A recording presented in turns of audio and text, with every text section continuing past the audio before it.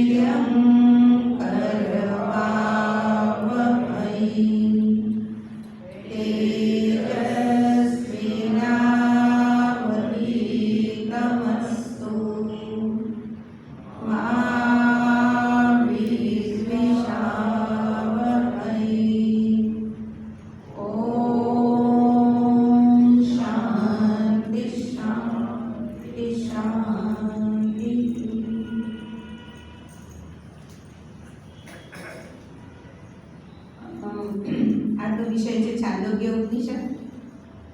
છાંદોગ્ય ઉપનિષદ એટલું વિશાળ, બહુ જ મોટું ઉપનિષદ છે, પણ એના અમુક જે એનો જે સાર ભાગ છે એને લઈને આજે શશીની વાત કરશું. 15મી ડિસેમ્બરનો આપણો કાર્યક્રમ હવે નક્કી થઈ ગયો છે. સર સયાજીરાવ હોસ્પિટલનો ઓડિટોરિયમ આપણે નક્કી કર્યો છે. લગભગ 700ની સંખ્યાની બેઠક વ્યવસ્થા છે એમાં. એટલે આપણે બધા આના માટે હવે પ્રવૃત્ત થવું પડશે. જે આપણી એનજીઓસ છે એ બધાને આપણે બોલાવવા છે આપણા કાર્યક્રમમાં. અને આમ જોવા જાવ તો અત્યાર સુધી જે કાર્યક્રમો થયા છે એ બધા આ એક વિશિષ્ટ પ્રકારનો આપણે કાર્યક્રમ કરવા જઈ રહ્યા છીએ, ત્યારે આપણે બને એટલા વધારે પ્રેક્ષક ગણ ઉપસ્થિત રહે એવો એક આપણો આગ્રહ છે. તો બધા લિસ્ટ આપણા તૈયાર થઈ ગયા છે. તો જેને અનુકૂળ હોય એ લોકો વોટ્સએપથી ફોન કરવાના છે આપણે. એટલે વોટ્સએપથી આપણે મેસેજ મોકલીશું, પછી એ બધાનો ફોન કરીને આપણે કોન્ટેક્ટ કરવાનું છે.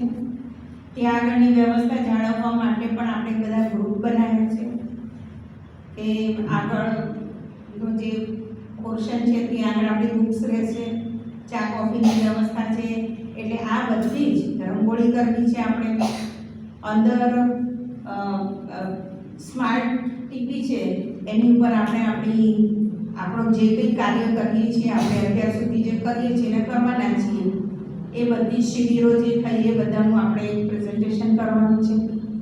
પછી આપણે એક સરસ મજાનું નાટક કરીશું અને બધા છૂટા પડીશું. એટલે આ બધી જ કાર્યક્રમને આપણે કરવા માટે આપણી પાસે બધા જોઈએ શકીએ. તો તો એ બધાનું આપણે જરૂર છે. જેટલાની ઈચ્છા હોય એ બધા આપણે મળીએ અને જે ગ્રુપ આપણું જેને જે વિષયમાં રુચિ હોય એ વિષય માટે તમે તૈયારી બતાવશો તો ખૂબ આનંદ થશે. એટલે આપણે મળ્યા આ કાર્યક્રમ પૂરો થાય પછી જેને જે કરવું હોય કામ કે ભાઈ આ કામમાં મને ફાવશે તો એ આવકારીએ છીએ. હવે શશીભાઈને વિનંતી કરીશ કે છાંદોગ્ય ઉપનિષદનું સમજણ આપે. શશીભાઈ શાહ.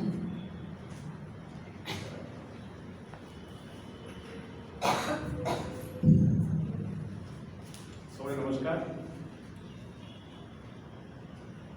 આપણે આ ઉપનિષદનો અધ્યાય કર્યો.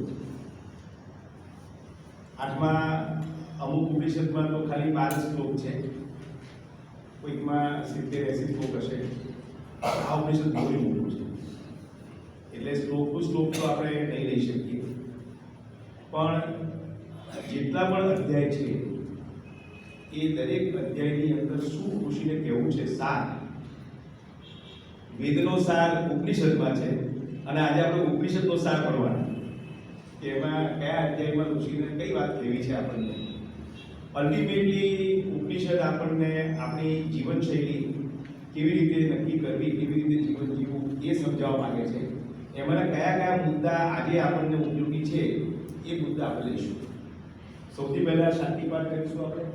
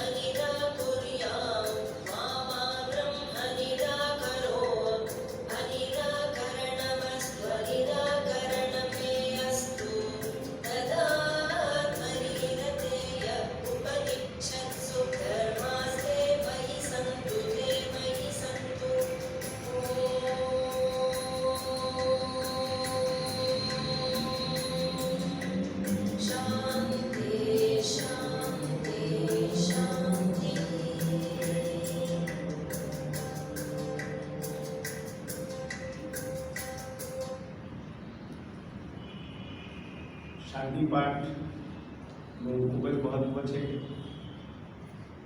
અને પરમાત્માની સ્તુતિ કરીએ છીએ અને આપણે માનવી પણ કરીએ છીએ. હવે આપણે છાંદોગ્ય ઉપનિષદ પર આગળ વધીએ તો સામવેદનો આ એક ભાગ છે અને એનો જે બ્રાહ્મણ ભાગ છે, 4 ભાગ છે એમાંથી બ્રાહ્મણ ભાગમાં અનેક ચેપ્ટર છાંદોગ્ય ઉપનિષદનું છે. આમાં કુલ 8 અધ્યાય છે. એમાં 1 થી 5 અધ્યાય ઉપાસના વિશે છે અને છેલ્લા 3 જ્ઞાન વિશે છે. સમાજમાં આધ્યાત્મ ક્ષેત્ર વિશે સમજ કરતા ગેરસમજો વધારે પ્રવર્તે છે અને ઋષિનો જે પ્રયાસ છે એ આપણને સમજ આપવાનો છે. તો અહીંયા સૌથી પહેલો મુદ્દો ઉપાસના. વોટ ઇઝ ઉપાસના? કોઈ કહે છે કે ઉપાસનાનો અર્થ શું? સમાજમાં જે પ્રવર્તમાન છે અર્થ ઉપાસનાનો, એનો અર્થ શું? ઉપાસના એટલે શું સમજવાનું? હા, પ્રાર્થના, ભક્તિ, બરાબર. ઋષિના પ્રમાણે આટલો સીમિત અર્થ નથી. અહીંયા 5 અધ્યાયમાં આપણે ઉપાસનાને બહુ શાંતિથી સમજીશું, પણ આપણા જીવનની એક કે એક ક્ષણ કેવી રીતે વ્યતીત કરવી અને એ ઉપાસના જ એક એક ક્ષણ ઉપાસના છે. નોર્મલી મારા મનમાં જ્યારે આ ઉપનિષદ વાક્ય પહેલા એવું હતું, ઉપાસના એટલે સવારનું આપણું સેવાનું જે પરિસર હોય ત્યાં બેસીને જે કરીએ એ ઉપાસના. આવી મારી માન્યતા ઉપનિષદ વાક્ય ત્યાં સુધી, પછી ભૂલી જાઓ, પછી એ ભગવાન ત્યાં અને આપણે આપી જઈએ. આવી એક મારી નિર્દોષ માન્યતા હતી જે મને વારસામાં મળી કે સમાજમાંથી મળી કે આગળ પાછળથી મળી એ પ્રમાણે પણ ઋષિ અહીંયા બહુ સ્પષ્ટ કરે છે ઉપાસના એટલે આપણે જે કંઈ કર્મ કરીએ છીએ જે કંઈ પ્રોફેશન વાઇઝ કોઈ ડૉક્ટર હોય કોઈ એન્જિનિયર હોય કોઈ ચાર્ટર્ડ એકાઉન્ટન્ટ હોય કોઈ કંઈ પણ પ્રવૃત્તિ કરતા હોઈએ આપણે એ બધી ઉપાસના છે ઉપાસના સિવાયનું કોઈ કર્મ છે નહીં જો આપણે અધ્યાત્મ ક્ષેત્રને સમજીએ ઋષિને સમજીએ તો આપણી દરેકે દરેક ક્ષણ દરેકે દરેક પ્રવૃત્તિ ઉપાસના છે અને એ વાત આપણે 5 અધ્યાયમાં સમજીશું આ ઉપાસનાની ડેફિનેશન ઋષિએ જે આપી છે કે પહેલામાં પહેલું શાસ્ત્રનો આધાર કેમ કે પશુ પક્ષી પ્રાણીને એજ્યુકેટ ના કરી શકાય પણ માણસને એજ્યુકેટ કરી શકાય શિક્ષણ માણસને આપી શકાય અને માણસને બદલી શકાય તો અને એ બદલવામાં સૌથી મહત્વનું શાસ્ત્ર છે આપણી ટેક્સ્ટ બુક્સ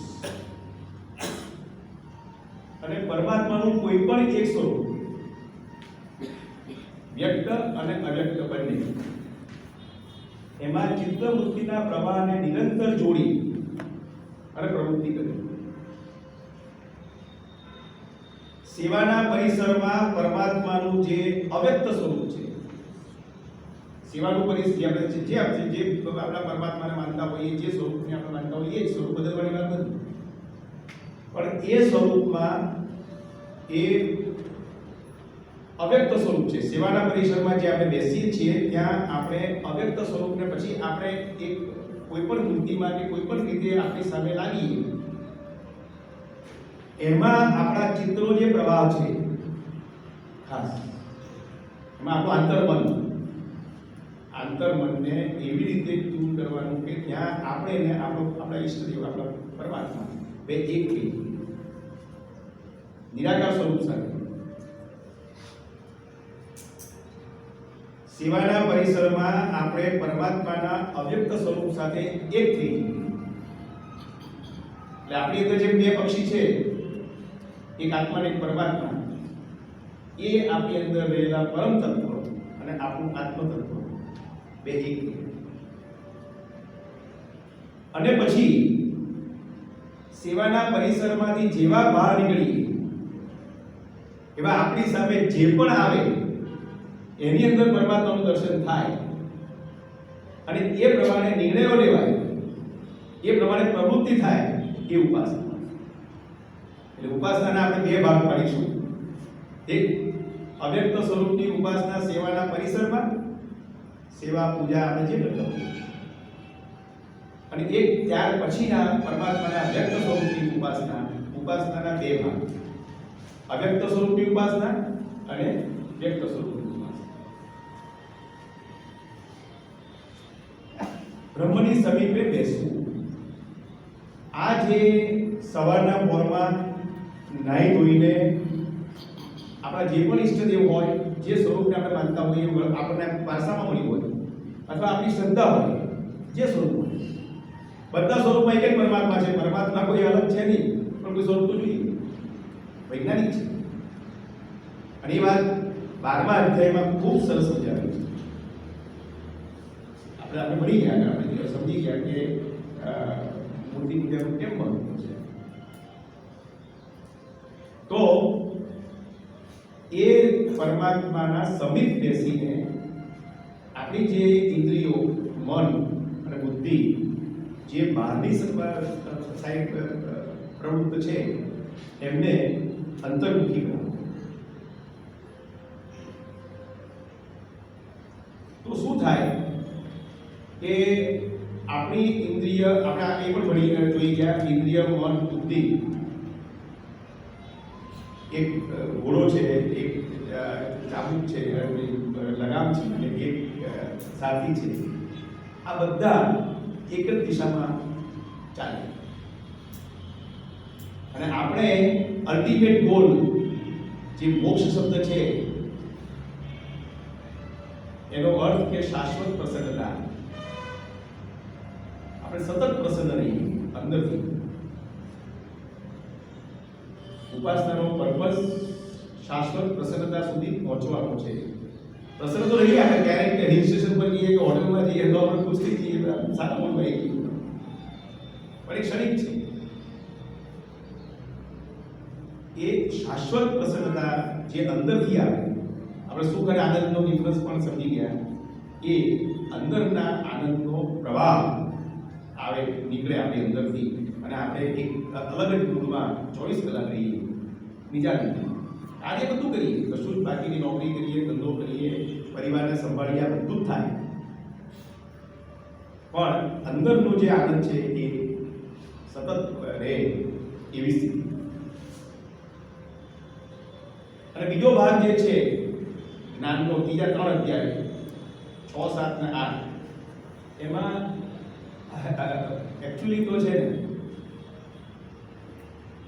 આપણે જે રીતે જોઈ રહ્યા છીએ,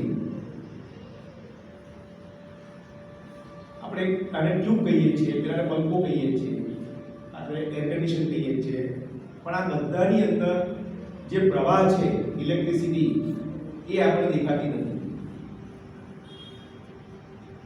કે આપણને અહેસાસ પણ નથી રહેતો કે આ બધું જ આ પ્રવાહ ઇલેક્ટ્રિસિટીથી ચાલે છે. એ જો વિદ્યુતનો પ્રવાહ ના હોય તો આ બધા ડેડ છે. એવી રીતે આત્મામાં અજ્ઞાન અવસ્થામાં આપણે કરતા, કારક, ક્રિયા અને ફળ, આ ભેદ જે જોઈ રહ્યા છીએ આપણે, કે હું જુદો, નાગેશ જુદા, એ મારું અજ્ઞાન છે. એક જ પરમ તત્વના બે અલગ અલગ આવિર્ભાવ છે. એ જ્યારે દેખાતું થઈ જાય, બધે પરમ તત્વ જ દેખાય, પરમ તત્વ સિવાય કંઈ દેખાય નહીં. ભૌતિકમાં વ્યવસ્થામાં રહીએ આપણે બધા જ અવિદ્યાય મૃત્યુ તો આ બધા જ ભૌતિક ક્ષેત્રના જે નિયમો છે એની મર્યાદામાં રહીએ. એમાંથી એવું નથી બધું છોડી દેવાનું છે. ઉપનિષદમાં, બ્રહ્મસૂત્રની ગીતામાં કોઈ જગ્યાએ કશું છોડવાની વાત નથી, પણ સતત આપણી અંદર એક ભાવ રહે કે મારી સામે જે છે એ પરમ તત્વ છે, એના સિવાય બીજું કંઈ નથી. એવું જે અજ્ઞાન દૂર કરે, આ અજ્ઞાન અવસ્થામાં આપણે બધા ભેદ પાડીએ છીએ. એટલે દ્વૈત અને દ્વૈત છે જ નહીં. સતત અદ્વૈતનો ભાસ, સતત અદ્વૈતનું ભાન, સતત અદ્વૈતની અનુભૂતિ. અને સંપૂર્ણ જીવનમાં આપણે એક પ્રયાસ કરીએ છીએ કે વ્યવસ્થા, સંસ્થાઓ એવી બને કે જેમાં કોઈ દ્વૈત ભાવ ન હોય. આપણો પ્રયાસ છે, સફળ થઈએ ના થઈએ પરમાત્માની એ હશે વ્યવસ્થા, પણ આપણે પ્રયાસ કરી રહ્યા છીએ કે દ્વૈત ભાવ ક્યાંય ના હોય. તો એ જ્ઞાન છે. હવે આપણે ક્યાંથી ક્યાં જવું છે, આ સ્થિતિમાં આપણે છીએ. અને વિદ્યાર્થ માર્ગમાંથી આપણે દેવ્યાર્થ માર્ગમાં જવું છે. આપણી અંદર એક બદલાવ લાવવો છે, અને આ બદલાવ આપણે પ્રસન્ન રહેવા માટે લાવવો છે, આપણા પોતાના સ્વાર્થ માટે લાવવો છે.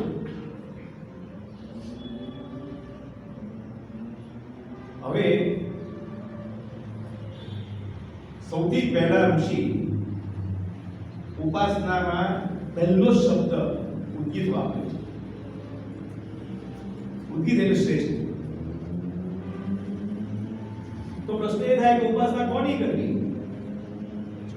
હવે ઉપાસનામાં ઉપાસ્ય અને ઉપાસક બે છે.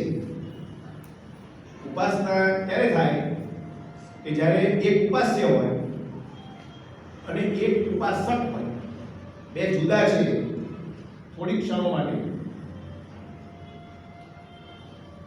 જે ઉપાસક છે એ ઉપાસ્યનું જ મેનિફેસ્ટેશન છે. ઉપાસક અને ઉપાસ્ય.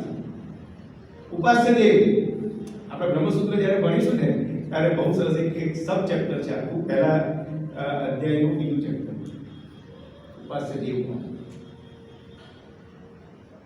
તો ઉપાસ્ય એટલે પરમ તત્વ અને ઉપાસક એટલે કામ. હવે આપણે ઉપાસના કોની કરવાની? તો ભૌતિક ક્ષેત્રમાં શું કરીએ છીએ આપણે? સરકારી કામ હોય, કલેક્ટર હોય ને પ્યુન હોય, તો આપણે પ્યુનની ઉપાસના કરીએ કે કલેક્ટરની કરીએ? નક્કી કરો. નેચરલી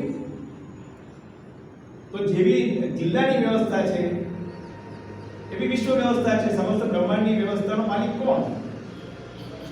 રચયિતા કોણ? સંચાલક કોણ? ઉદ્ગીત શ્રેષ્ઠ, સૌથી શ્રેષ્ઠ જો કોઈ હોય તો પરમાત્મા. પરમાત્માથી ઉપર ત્યાં અટકી જાય. અને ઋષિ તો ત્યાં સુધી લખે છે ઉપનિષદમાં, વાંચવા જેવી બહુ મજા છે. પ્રશ્ન પૂછે કે આના પછી શું, આના પછી શું, આના પછી શું છે, એટલે પરમાત્મા આવે અને પછી પૂછે ને એટલે કે હવે તારું માથું કાપી નાખીશ, તારું માથું કોઈ જશે, મીન્સ તારું વિચારવાનું બંધ થઈ જશે. અહીંયા પેલી રીતે ના લઈએ આપણે, હિંસાની દ્રષ્ટિએ ના લઈએ, પણ પરમાત્મા આવે એટલે બધું અટકી જાય. પરમાત્મા પછી કશું નથી. There is a limit. કોઈ પણ ક્ષેત્રમાં વિચારો વિચારો વિચારો વિચારો, એનું મૂળ ક્યાં, એનું મૂળ ક્યાં, એનું મૂળ ક્યાં, તો છેલ્લે પરમાત્મામાં આવી નથી. તો એ જે ઉદ્ગીતની ઉપાસના, એ ઉદ્ગીત પરમ તત્વ, એની વાત આપણે આજે કરીશું. ચપરાસી અને કલેક્ટરની વાત થઈ. ચપરાસી અને કલેક્ટર કોની ઉપાસના કરતા હશે? એ તો બધી બસ સ્ટોરી છે. એ સ્ટોરી કહું તમને.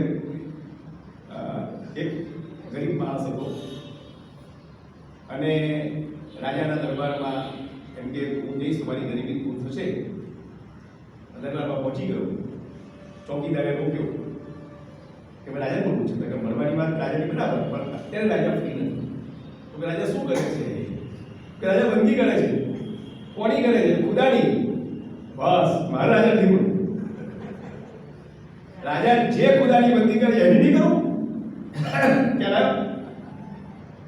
એટલે દુનિયાનો કોઈ પણ માણસ લઈ લો, અલ્ટિમેટલી તો એ પરમાત્મા પાસે જ જાય. પછી એ કોઈ દેશનો વડો હોય, કોઈ ઇન્ટરનેશનલ સંસ્થાનો વડો હોય, કોઈ પણ હોય, એની પાસે વિકલ્પ નથી. આ પહેલા છાંદોગ્ય ઉપનિષદના પહેલા અધ્યાયનો પહેલો શ્લોક.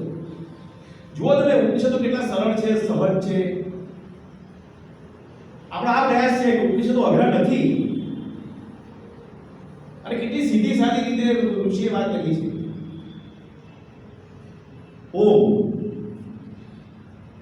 વિશ્વને આપવા જેવી જો કોઈ ભેટ આપણી પાસે હોય તો ઓમકાર છે. એક અક્ષરમાં આખું બ્રહ્માંડ આવી જાય, બ્રહ્માંડો બધા જ. એનું વર્ણન કોઈ કે આપણે પશ્ચિમમાં જઈએ એમને કહીએ કે તમે એક અક્ષર આપો કે જેમાં આખું બધા જ સૂર્યમાળાઓ અને બધું બ્રહ્માંડ, પૃથ્વી પરથી એક વસ્તુ આવી જાય, એવું એક શબ્દ આપો, નહીં આવી શકે.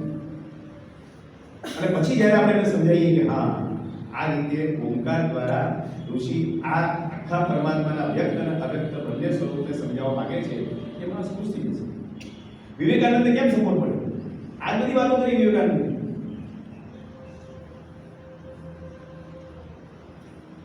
એટલે આપણે કોઈ પણ પ્રવૃત્તિ કરીએ ત્યારે જાહેરમાં બોલીએ કે ના બોલીએ, પણ આપણી અંદર એક ઓમકારનું રટણ આવી જવું જોઈએ. એનો અર્થ એ કે હું જે કરું છું એ પરમાત્મા માટે કરું છું. હું મારી ગૃહસ્થી ચલાવું છું, નોકરી કરું છું, તે પરમાત્મા માટે.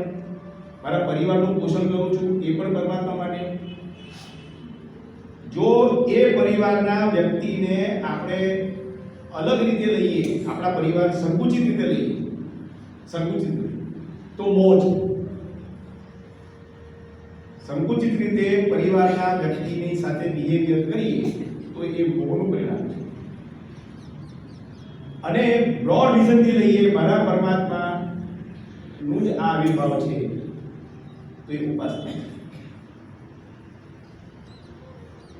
પરિવારનો સભ્ય છે કે આપણો નોકરીમાં ધંધામાં આપણો સપ્લાયર છે કે કસ્ટમર છે કે કોઈ પણ છે, એને બે રીતે જોઈ શકાય.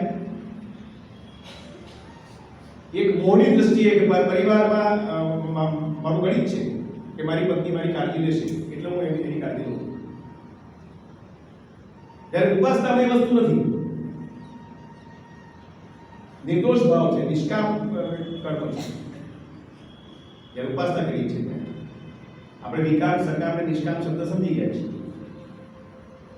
એટલે કોઈ પણ પ્રવૃત્તિ આપણે શરૂ કરીએ તો આપણા મનમાં એક ઓમકારનો ભાવ રહેવો જોઈએ કે ભાઈ હું મારા પરમાત્માની વ્યવસ્થામાં મારી ભૂમિકા નિશ્ચિત કરું છું. અને પ્રવૃત્તિ તો રહેવાનું જ છે, એના સિવાય કોઈ વિકલ્પ નથી. અહીં કશ્ચિત ક્ષણમપી જાતું તિષ્ઠ્યતે કર્મભૂત.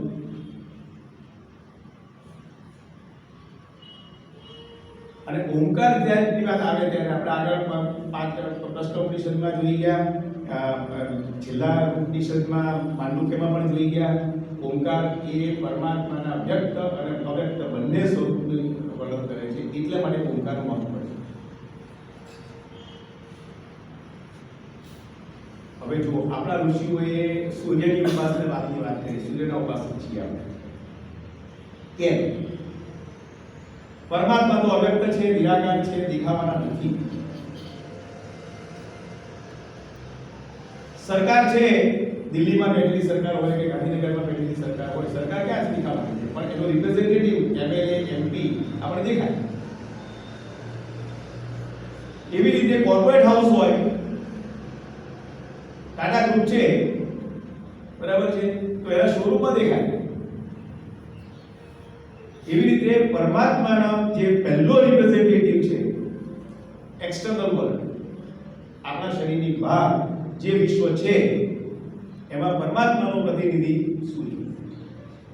એટલે સૂર્યદેવની આપણે ઉપાસના કરીએ છીએ. કેમ કે આપણી આખી વ્યવસ્થા એમને સૂર્યના હિસાબે ચાલે છે. જો સૂર્ય ના હોય, કલ્પના કરીએ સૂર્ય પ્રકાશ અને ઉર્જા આપવાનું બંધ કરી દે, આપણે એક ક્ષણ માટે જીવી ન શકીએ. એક ક્ષણ માટે. તો સૂર્યની ઉપાસના ઋષિએ એટલા માટે કરી કે હવે બે વાત છે. આપણી માતાને આપણે માતા કહીએ કે આપણા પિતાની પત્ની કહીએ, પાત્ર તો એક જ છે. એ વ્યક્તિ બદલાતી નથી, પણ કહેવાનો એપ્રોચમાં કેટલો ફેર, આખો ભાવ બદલી જાય. બસ ઋષિને આ વાત કરી, ભાવ બદલી જાય. સૂર્યને આપણે કહીએ, સૂર્યને શું ફરક પડે સૂર્યની ઉપાસના કરીએ કે ના કરીએ? સૂર્ય આપણે શું બગાડી લેવાનું છે? આ નવી માણસ વાત કરી શકે કરવા માટે. અને આપણે શાળામાં જે શિક્ષણ આપવાની વાત કરીએ છીએ એ જ કરીએ છીએ કે એને પિતાની પત્ની શું ભણાવવામાં આવે છે અને માતા તો ભણાવતા જ નથી. આપણે તો નાનપણથી બાળકના મનમાં આ બધી વાતો મૂકવાની છે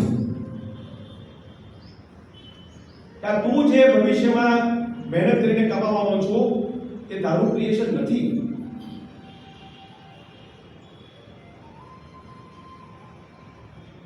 આ વાત એના કુમળા માણસમાં આપણે મૂકવી પડે. અને ખોટી ખોટી વાતો મૂકીએ છીએ, પછી કે છે આ બધી વાતો કરો, નહીં વાતો ના. આ સમાજમાં વ્યવસ્થા નથી એની આપણે કેટલી મોટી કિંમત ચૂકવીએ છીએ. મને યાદ છે કે મને જ્યારે આપણી સમજ પડી ત્યારે મેં કેટલું ખોટું જીવન જીવ્યું. I lost my initial years કે જે બહુ મહત્વના હતા. પણ જાગે નથી સવાલ.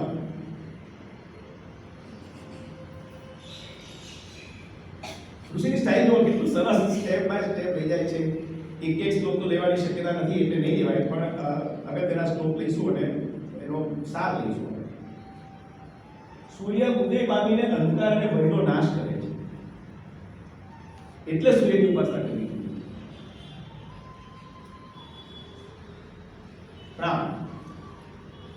બે વાત છે, વ્યષ્ટિ અને સમષ્ટિ. મારા શરીરની બહાર સૂર્ય છે અને મારી અંદર મારો પ્રાણ છે. એ પણ પરમાત્માનો રિપ્રેઝેન્ટેટિવ છે. ઋષિ પૂછે છે કે તારે જ્યારે સુઈ ગયો તો ગાઢ નિદ્રામાં હતો, ઇન્દ્રિય શાંત હતી, આંખ કાન નાક બધું બંધ હતું, મન પણ શાંત હતું, પ્રજ્ઞા સ્થિર ઘનીભૂત થઈ ગઈ હતી, એટલે બુદ્ધિ પણ કામ નથી કરતી. તમારું શરીર કોણે ચલાવ્યું? Who maintain your body? શ્વાસ ચાલ્યો, હૃદય ધબક્યું, લોહીનું પરિભ્રમણ થયું, સાંજે ખાધેલું પચી ગયું, આ બધું કોણે કર્યું? પ્રાણે. એ પરમાત્મા નોન એક્ઝિક્યુટિવ ચેરમેન છે, કશું નહીં કરે, પણ એના વગર કશું નહીં થાય. આપણે કોર્પોરેટ હાઉસ જોયા કે જ્યાં એના ચેરમેન જેમણે આખું કોર્પોરેટ હાઉસ ઊભું કર્યું, આ સારાભાઈ મફતલાલ ને બધા, એમના બ્રિજ માણસો ગયા પછી જે લોકો કેપેબલ નહોતા, આખા કોર્પોરેટ હાઉસ કરા સારાભાઈ બધું વેચી અને બધી દુકાનો ભરી. સમજવાનું માટે આપણે આપણી અંદર પ્રાણની ઉપાસના અને સમષ્ટિમાં સૂર્યની ઉપાસના. આખું સાયન્સ છે, આમાં કોઈ જગ્યાએ ડૂઝ એન્ડ ડોન્ટ્સ નથી, ઇલોજિકલ વાત જ નથી, પ્યોર સાયન્સ. હવે આગળ વિષયમાં આવી ગઈ છે, આપણે અનુકૂળ લંબાઈશું નહીં, પણ પ્રાણ અને ઇન્દ્રિયો વચ્ચે એ થયું, ઇન્દ્રિયો નશામાં આવી ગઈ કે અમારા વગર તો આ શરીર ચાલે જ નહીં. એ વાત આપણે લંબાણમાં કરતા નથી. આ પહેલા જ અધ્યાયમાં એમણે પ્રાણનું જે મહત્વ છે એ સમજાયું છે કે કોની ઉપાસના કરવાની, બુદ્ધિની શ્રેષ્ઠ.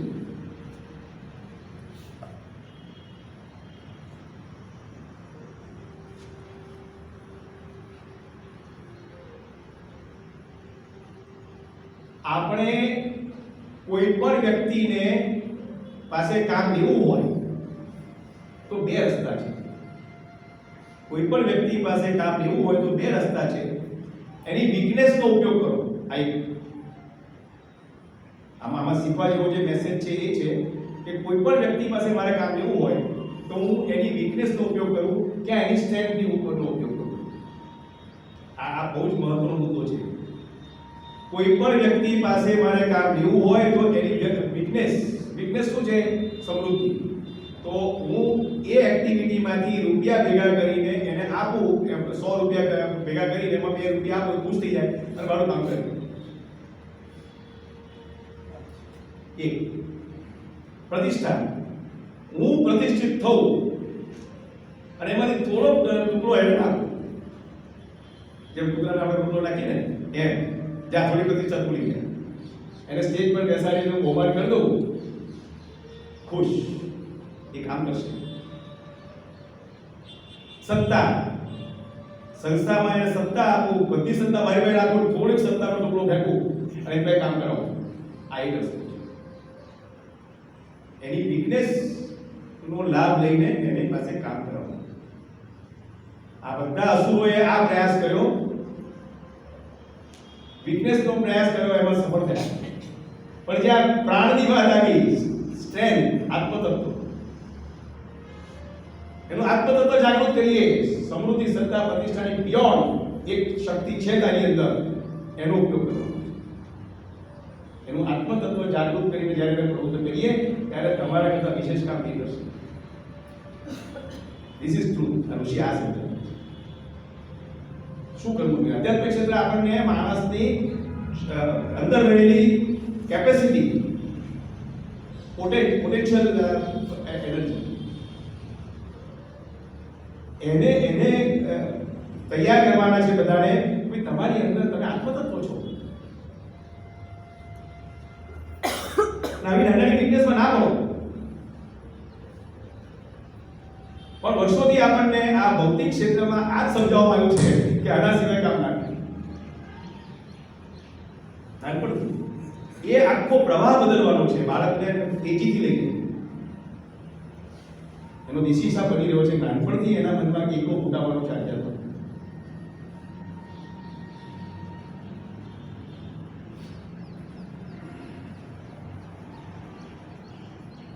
સકામ માણસો પાવર છે. ઋષિ લખે છે સકામ માણસો પાવર છે.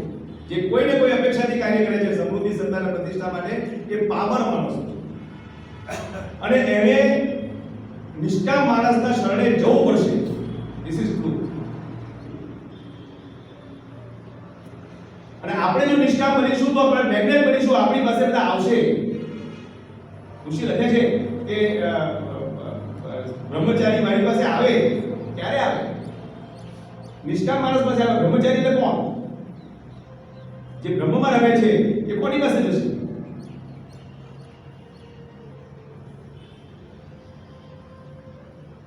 આ એક અધ્યાય પૂરો થયો, પહેલો અધ્યાય. એમાં ઉદ્ગીતની વાત થઈ.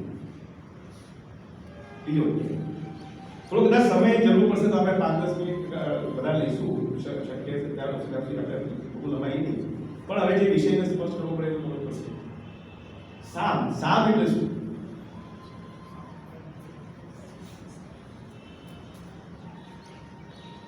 બ્રહ્મસૂત્રમાં છેલ્લે લખે છે કે બાળક જેવા સરળ બની જાઓ. બાળક શબ્દ વાપરે છે, બાળક જેવા સરળ. આધ્યાત્મિક શિક્ષણ મેળવ્યા પછી માણસ સરળ બની જવો છે, સહજ બની જવો છે, નિર્દોષ બની જવો છે. હવે એનું લક્ષ્ય પરમાત્મા સિવાય કંઈ ના હોવું અને સર્વહિત રથ એ સામ. અને આ સ્ટાઇલ બહુ સરસ છે. આવું બીજું આખું વાંચેલું છે.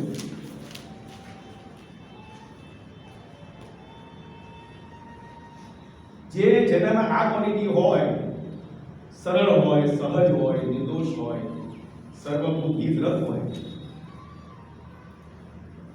એ સામ છે. એનો સામ સાધુ છે. સાધુ હોય એટલે સામ કહેવાય. અને જેનામાં આ નથી એ અસામ. એટલે આપણે બે ભાગ પાડવાના, એક સામ વાળો ભાગ એક અસામ વાળો ભાગ. આપણી અંદર જે અસામ વાળો ભાગ છે એને કાઢવાનો, અને જેમની અંદર અસામ વાળો ભાગ નથી અને સામ છે એમની સાથે જોડાવાનો. આપણે નસીબદાર છીએ, સંપૂર્ણ જીવનમાં આપણે સામ વાળા જ મળે છે. અસામ વાળા એવું કરતા નથી. આવે છે બહુ લોકો, આમ કરવું છે, તેમ કરવું છે, પછી જોઈએ પ્રતિષ્ઠા માટે આવ્યો હોય, કઈ પ્રતિષ્ઠા મળે નહીં એટલે પછી બંધ થઈ જાય. આપણે પૂછે કેમ નથી આવતું? મજા નથી આવતું. નહીં આવતું મજા. અહીંયા બધા સામ છે, અસામ કોઈ છે નહીં. હવે સામની ગતિ શું?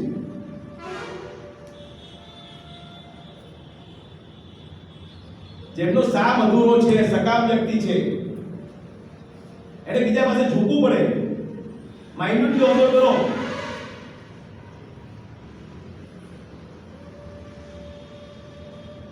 વચ્ચે એક પ્રેસમાં બહુ ઉભાવો થયો હતો.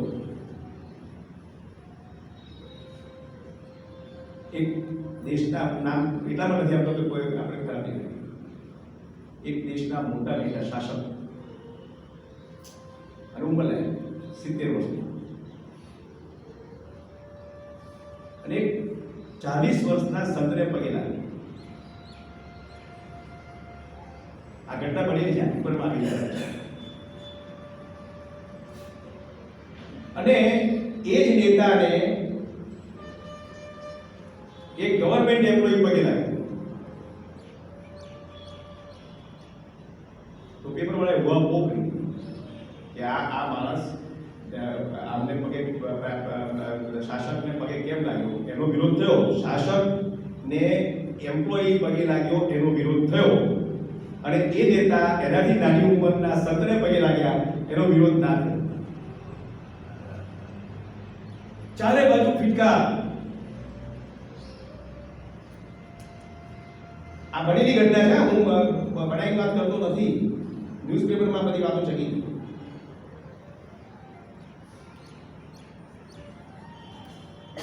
તો જેમનો સામ અધૂરો છે ને એને પેલા સામ વાળા પાસે એને નમવું જ પડે.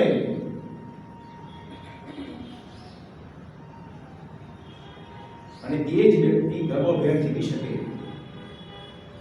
જે આત્માના લેવલે કામ કરે છે.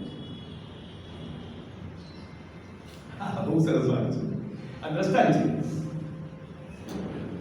માછીમાર ચાર નાખે પાણીમાં એટલે 100 માટલા હોય તો એમાંથી 25 માટલા પકડાઈ જાય ચારમાં અને બાકીના શંકી જાય. માછીમારે ખબર પડી જાય કે આ 25 નું જીવન પૂરું થઈ ગયું, એ કોઈનો ખોરાક બની જવાનો, એટલે એના માટે કામ કરે છે. આ જે 25 માટલા મારી જાળમાં ફસાયા એમનું જીવન પૂરું થઈ ગયું. આ એક દ્રષ્ટાંત છે માછીમારનું. એવી રીતે ઋષિએ જોયું કે જે લોકો સકામ કર્મમાં પ્રવૃત્ત છે એમનું આ જીવન પૂરું થઈ ગયું. એમને આ જીવનમાં પરમાત્માની પ્રાપ્તિ નહીં થાય, એ શાશ્વત પ્રસન્ન નહીં રહી શકે, એ કોકના ગુલામ બનવા,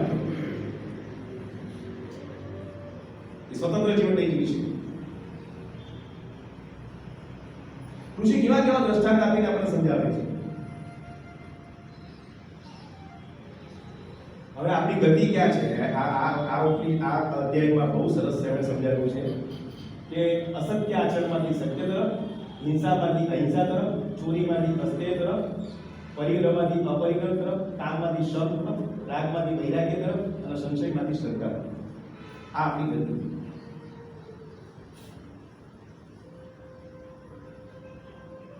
આપણે શ્રેષ્ઠ જીવન જીવવું હોય તો અહીંયા છીએ આપણે, અને હું ખરેખર અહીંયા જ છું. શમન કામ એટલે કામદાઓ.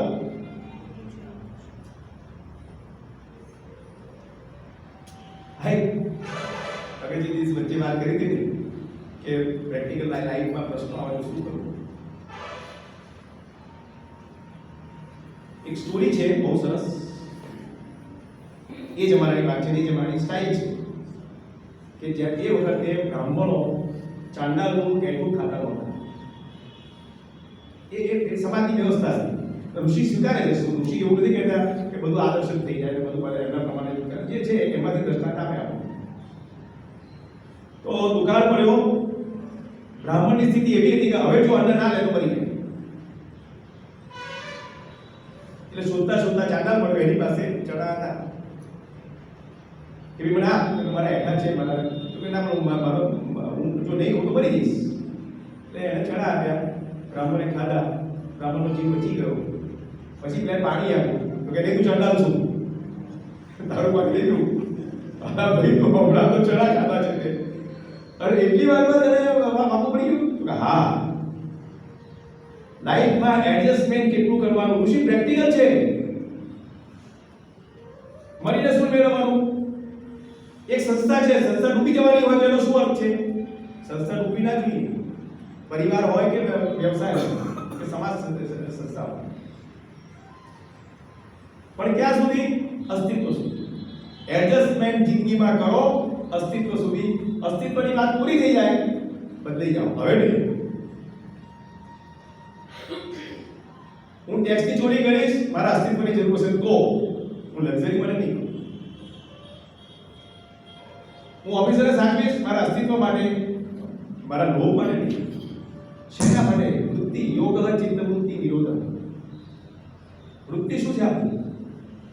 આપણે કેમ કરીએ છીએ? એનો બી અંદર એક વસવસો તો રહે કે આ હું ખોટું કરું છું.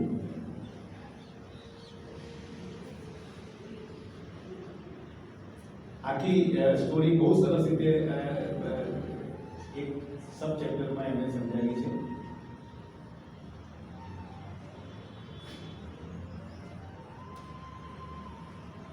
આનાથી વધારે વ્યવહારુ વાત શું કરે કોઈ પણ માણસ?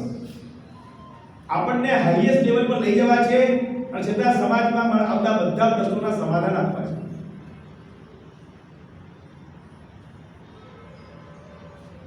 ત્રીજો અધ્યાય, 2 અધ્યાય આપણે પૂરા કર્યા. મધુ વિદ્યા.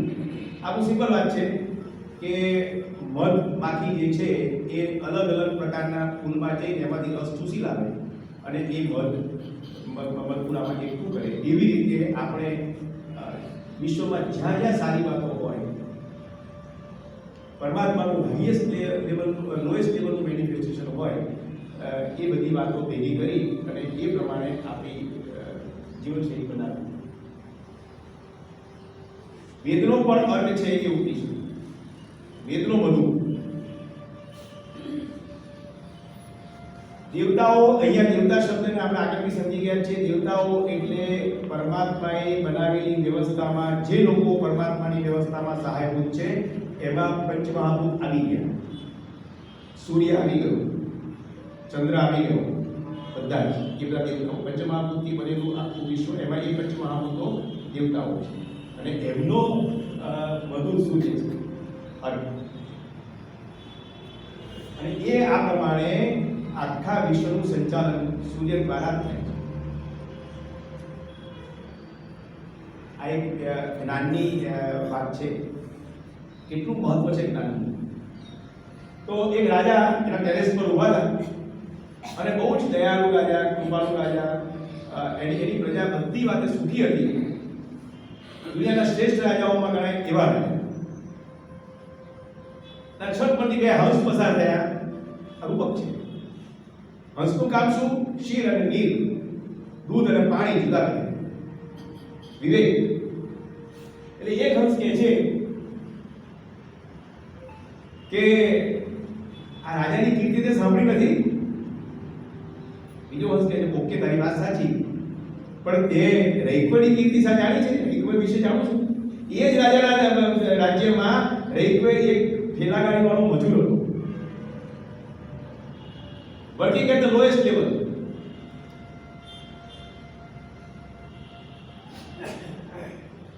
તો રાજાની કમ્પેરિઝન તો રૈક્વ સાથે કરું છું.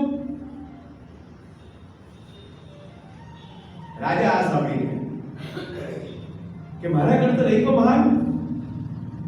આપણે લોકોએ જે આ જ્ઞાન મેળવ્યા પછી ગર્વ લેવા જેવી વાત છે. આપણે આર્થિક સ્થિતિમાં ગમે ત્યાં હોઈએ, સામાજિક સ્થિતિમાં ગમે ત્યાં હોઈએ, આપણું મકાન ગમે તેવું હોય, આપણી પાસે ગાડી ના હોય, સ્કૂટર હોય, નો પ્રોબ્લેમ. આપણે બધા નાનપણથી બાળકને આપણું ભણાવતાથી લાંજાઈ જાય છે. સમૃદ્ધિ, સત્તા, પ્રતિષ્ઠાથી અંજાઈ જાય છે.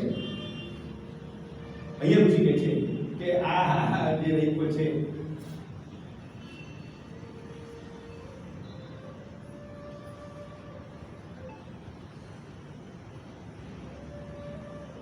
જ્ઞાનનું કેટલું મહત્વ છે.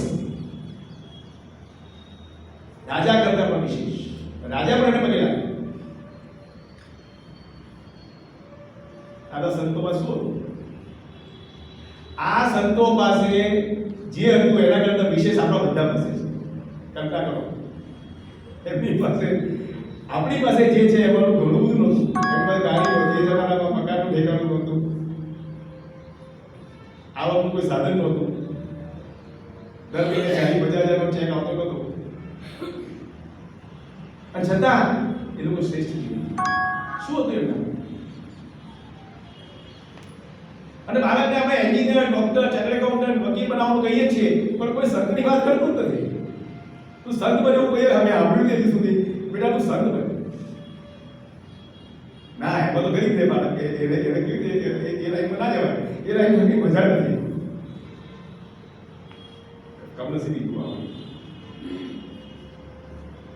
ઉદિત, શ્રેષ્ઠ.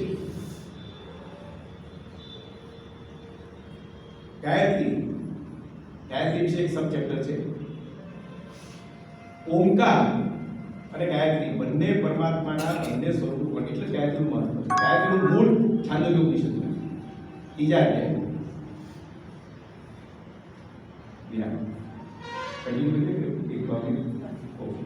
સમયના અભાવે આપણે, અને કોઈ એવું લાગતું નથી કોઈ વચ્ચે થોડી રેસ લેવો પડે એવું હેવી પડતું નથી. આ તો બહુ સરળ છે, કે કોઈ કોમ્પ્લિકેટેડ વાત છે નહીં. ચરતી ચરતી ચરતી નહીં કશ્ચિત સર્વથી જાતુ નિશ્ચિત કરવો. આ વિશ્વનો જે ઘડિયાળ છે એને હજી સુધી કોઈ અટકાવી શક્યું નથી. ઘડિયાળનો કાંટો સૂર્ય કોઈ રોકી શક્યું નથી કે આજે મોડો ઊંઘે તો આજે મારે ઊંઘું છે થોડું, આજે ઉતાવળ ના કરતો. કોઈની વાત સૂર્ય સાંભળતો નથી. અને જે લોકો પ્રવૃત્ત છે, તમારું જે પેલું છે ને, ઘોડો સસરી જાય, પાર સરે, ઘોડા આવે, વિદ્યા વિસરી જાય, પાર સરે ઘોડા આવે, વિદ્યા વિસરી જાય. તમે રોકી ના કરો તો ખબર પડી જાય. કન્ટિન્યુઅસ એક્ટિવ રહેવું પડે લાઈફમાં. ગમે તેનું જ્ઞાન મળે, પ્રવૃત્તિ છોડી શકાય નહીં. અને એ પ્રવૃત્તિની અંદર જે શાંત રહી શકે, જે પ્રસન્ન રહી શકે, દુર્દશ પ્રવૃત્તિ,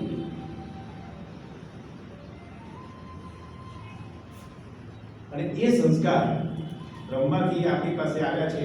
અને આપણે આપણા બાળકને આ સંસ્કાર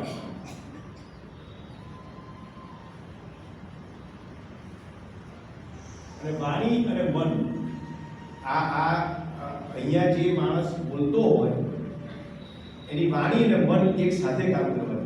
વાણી કંઈક કરે મન કંઈક કહે અને કંઈક હોય દમ. અધ્યાત્મ ક્ષેત્રમાં દંભો દર્પોબી માણસ છે ક્રોધ પારુષ્ય દેવ છે ના ચાલે.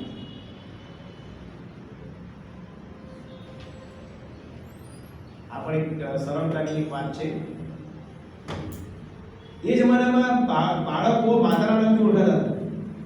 એ જમાનો જુઓ તમે, આપણે પુરુષના નામથી જોડી દીધું અને કોઈ લેડી કદાચ એની મધરનું નામ લે તો એને એની સામે વિરોધ થાય. એટલી હદે આપણે વિકૃત થઈ ગયા છે. તો એ ઋષિ પાસે ભણવા ગયો. ઋષિએ પૂછ્યું તારો પુત્ર શું? તો મારી માં તો એવી સ્થિતિમાં છે કે એને મારા પિતાની ખબર નથી.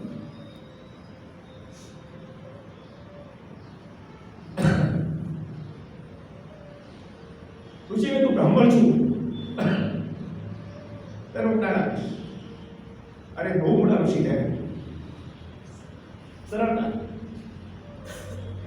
જે જ્યેષ્ઠ અને શ્રેષ્ઠ જાણે છે એ પોતે જ્યેષ્ઠ અને શ્રેષ્ઠ થઈ જાય છે. આપણે અહીંયા પરમાત્માની એ કેમ કરીએ છીએ?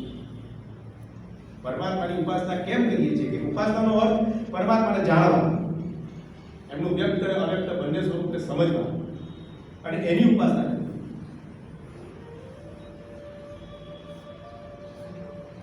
આ પેલી જ વાત પછી અહીંયા ફરતી રિપીટ થઈ છે.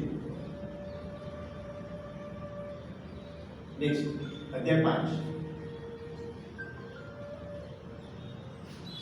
આ મૃત્યુ પછીના જીવનની જે વાત આપણે કઠ ઉપનિષદમાં સમજ્યા એ જ વાત અહીંયા પંચાલોની સભામાં શ્વેતકેતુ વાત કરે છે કે આ લોક છોડીને વ્યક્તિ ક્યાં જાય છે. આપણે આપણા સ્વરૂપને અને પરમાત્માની વ્યવસ્થાને સમજ્યા કે આપણા 3 સ્વરૂપ છે. કારણ સ્વરૂપ, સૂક્ષ્મ સ્વરૂપ અને સ્થૂળ સ્વરૂપ. 3 સ્વરૂપ. આપણું જ્યારે મૃત્યુ થાય છે ત્યારે આપણું આ સ્થૂળ સ્વરૂપ અહીંયા રહે છે અને સૂક્ષ્મ સ્વરૂપ આત્મતત્વ સાથે આપણી વાસનાઓ અને કર્મના ફળ લઈને નવા જન્મમાં જાય છે. એટલે એને પ્રશ્ન પૂછો કે આ લોક છોડીને વ્યક્તિ ક્યાં જાય છે? તો બીજે ક્યાંય જતો નથી. આ જ પૃથ્વી ઉપર બીજે ક્યાંક જન્મ લે છે. આનો જવાબ બરાબર. માણસ મૃત્યુ પછી શું થાય છે?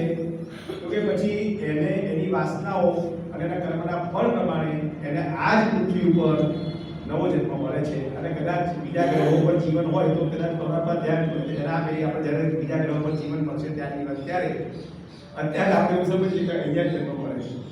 બીજો મળતો તો ભલે મળે. ત્યાં આમાં જેવું થશે કે થોડાક શેપ જુદા હશે માણસોના, પણ વ્યવસ્થા તો પરમાત્માની છે. આ જ પરમાત્માની વ્યવસ્થા ત્યાં પણ હશે. એટલે ચિંતા કરવાની જરૂર નહીં. અમેરિકા શોધેલો તો ત્યાં સુધી બધાને હતું કે અમેરિકા કેવો હશે ગયા ત્યાં ખબર પડી કે આમાં કઈ છે. આવું બીજા ગ્રહોમાં નીકળવાનું છે. શાંતિ રાખીએ. પણ લોકો કેવી રીતે આવે છે? તો આ મૃત્યુ પછી આ જે પરમાત્માની વ્યવસ્થા છે એ પ્રમાણે એનો નવો જન્મ થાય છે. પણ એ આ બહુ જ મહત્વનું મુદ્દો છે અને બહુ ઋષિએ સરસ સમજાવ્યો છે. સમયના અભાવે આપણે એક બહુ લઈ શકતા નથી, પણ દિવ્ય અને વિજ્ઞાનમાં ક્યાં જુદા પડે છે? એ ડોક્ટર છે,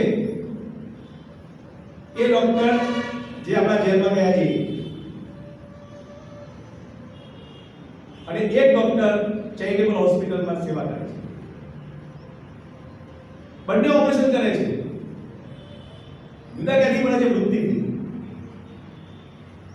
ચેરિટેબલ હોસ્પિટલમાં સેવા આપનાર ડોક્ટર દિવ્યાંગ પણ છે અને પેશન્ટને શું કહેવાય ગ્રાહક, પેશન્ટને ગ્રાહક સમજે છે અને એમાંથી કંઈક મેળવવાની અપેક્ષા છે.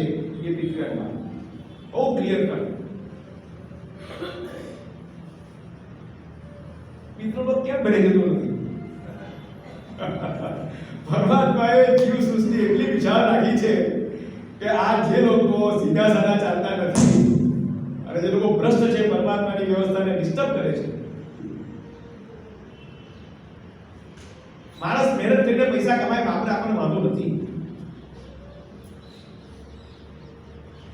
જ્યાં સુધી છેવાડાના માણસને મિનિમમ નેસેસિટીઝ ના મળે ત્યાં સુધી વાંધો છે. રેશનલ ડિસ્ટ્રીબ્યુશન ઓફ વેલ્થ અને એ બીજી કોઈ શાસન પદ્ધતિ, સામ્યવાદ કે સમાજવાદ કે કોઈ પદ્ધતિથી નહીં થઈ શકે, આધ્યાત્મિક શિક્ષણથી જ થશે. જે વ્યક્તિને ખબર પડશે કે આ રિસોર્સિસ તો માલિક નથી, એનો મિસયુઝ નહીં કરે. એના માટે 1000 સ્ક્વેર ફૂટ મકાન બહુ થઈ ગયું. એને પછી 5 2 1 વડોદરામાં એક બહુ મોટા માણસનું ઘર જોવા જવાનું થયું. એને આર્કિટેક્ટ પણ કે સસીબી જોત કરે પણ પ્લાન જઈએ. એને એના લિવિંગ રૂમમાંથી બેડરૂમમાં જવા માટે વેહિકલ જોઈએ. એટલું મોટું મકાન. હવે ઘરનો થશે ત્યારે શું થશે? હું વિવાદ છું એટલે બહુ મોટો માણસ લાગે. વડોદરાનો પ્રતિષ્ઠિત માણસ. ક્યાં ક્યાં એ છે ક્યાં કરે છે? બધા અન્ય યુનિમાં જવાના, ચિંતા ના કરો, કશું બરાબર નથી. અને 5મી આહુતિના હવન કરવાથી પુરુષ આ 5મી આહુતિ એટલે છેલ્લી શરણાઈ.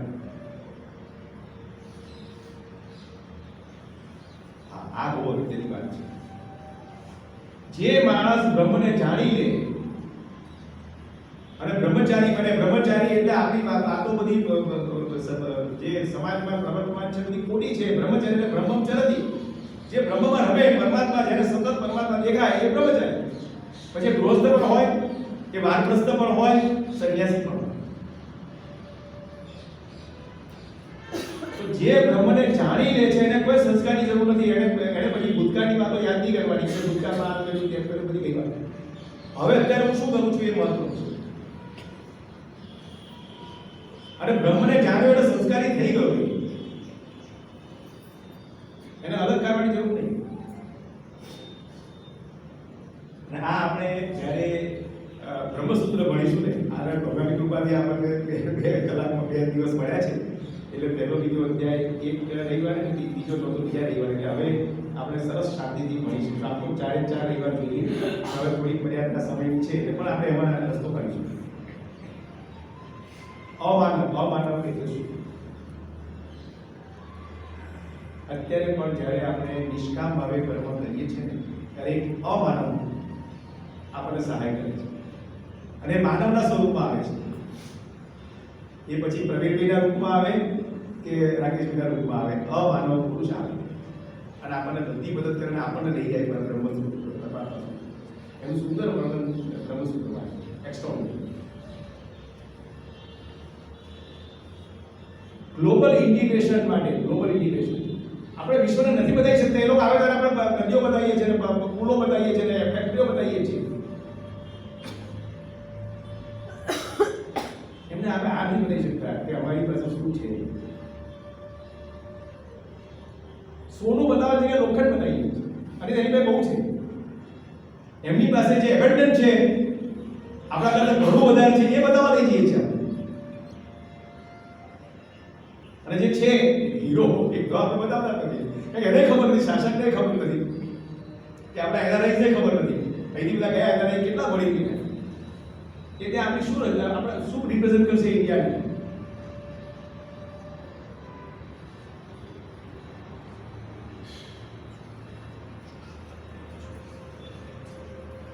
આ વિશ્વ એક નિરાકાર બ્રહ્મતત્વનો આદિનામ.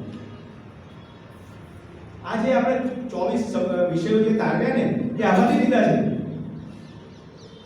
આ વિષયો સમજાય એટલા માટે આપણે પ્રયાસ કર્યો છે કે ભાઈ આપણે આ જ્યારે ઉપનિષદ આવે ત્યારે આપણને સરળ થઈ જાય. આ ઋષિ કેવી રીતે પછી જોઈએ છીએ આપણે 6થા અધ્યાયમાં અન્નનું મહત્વ જેવી રીતે તૈત્રીય ઉપનિષદમાં આપણે ભૃગુવલ્લીમાં સમજ્યા કે અન્નમ બ્રહ્મ, અન્ન ખૂબ ઉગાડો.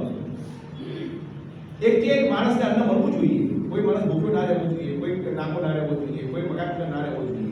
મિનિમમ બેઝિક નેસેસિટીઝ એ કે વ્યક્તિને મળે પછી મારે જેટલી લક્ઝરી મને હોય એટલા મને કોઈ વાંધો નહીં. ઋષિ લક્ઝરીના વિરોધી નથી, પણ એવી એક સિસ્ટમ શોધવી જોઈએ કે જ્યાં દરેક વ્યક્તિને મિનિમમ નેસેસિટી એમની હું એ લોકોની બહુ નજીક રહ્યો છું, એમની બધા રિક્વાયરમેન્ટ નથી અને એમને અમીરો પ્રત્યે રાગદ્વેષ પણ નથી. એ બી હકીકત છે. I have observe. એ લોકો સ્વીકારે છે પણ અમીરોમાં એ અમીર દ્રષ્ટિ નથી. જે ગરીબોમાં સમજ છે એ સમજ મને અમીરોમાં હું બંને જણની નજીક છું.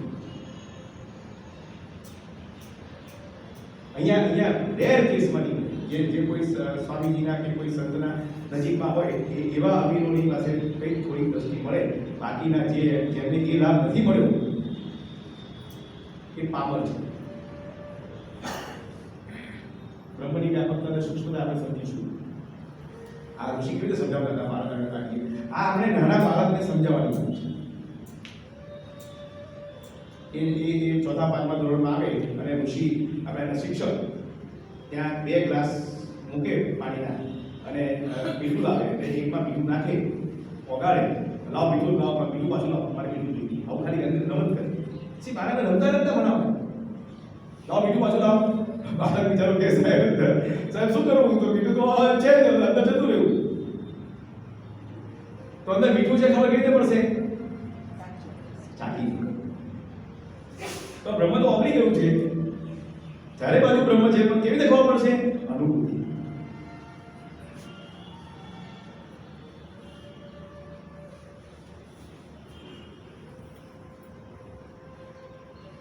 જેવી રીતે એક ગ્લાસમાં એના ઉપરથી લો નીચેથી લો વચ્ચેથી લો બધે મીઠું હતું એવી રીતે આ વિશ્વમાં જ્યાં જુઓ ત્યાં પરમ તત્વ સિવાય કંઈ નથી. એ બાળકને નાનપણથી સંસ્કાર આપવા પડે, નાનપણથી એના મનમાં મૂકવું પડે. એટલે એના ભગવાનની કૃપા જુઓ. સી ઓનેસ્ટલી ભગવાન આ બધા સર સમુદ્ર વડીલો બેઠા છે અહીંયા પાયોનિયર એમની હાજરીમાં કહું છું 3 વર્ષ પહેલા સંપૂર્ણ જીવનનો ને કોઈને પણ કલ્પના નહોતી કે બાળકોને ભણાવી શકાય. 3 વર્ષ પહેલા અને ભગવાનની કૃપા જુઓ, એની વ્યવસ્થા જુઓ. અમાનવ પુરુષ સંત કબીર સ્કૂલના મેનેજમેન્ટે આમંત્રણ આપ્યું કે અમારે આધ્યાત્મિક શિક્ષણ આપવું છે બાળકોને અને 2 વર્ષ દરમિયાન એમના શિક્ષકો તૈયાર કરવામાં આવ્યા ત્યારે કોન્ફિડન્સ આવ્યો કે બાળકોને ભણાય છે. અને આપણી કલ્પના એવી હતી સંપૂર્ણ જીવનના વડીલોની કે જો 5માથી શરૂ કરશું ત્યાં સુધી બાળકને સમજણ નહીં પડે, એનું લેવલ નહીં આવે. લેવલ આ અધ્યાત્મ કેટલો ડર છે આપણા અંદર આધ્યાત્મિક શિક્ષણની બાબતમાં.